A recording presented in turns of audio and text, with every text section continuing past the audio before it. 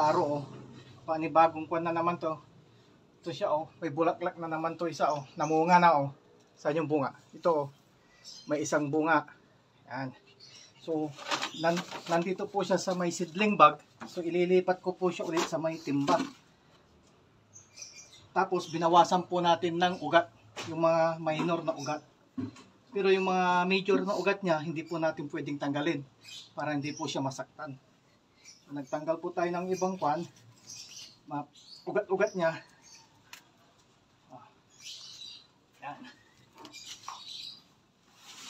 Lipat po natin.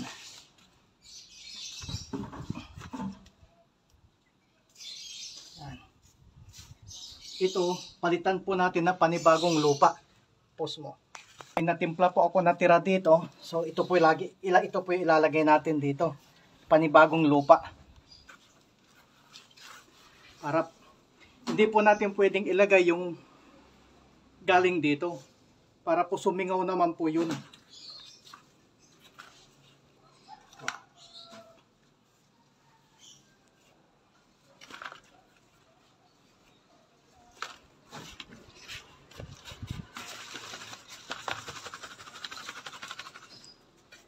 Okay na po ito mga karo, diligan na lang po natin.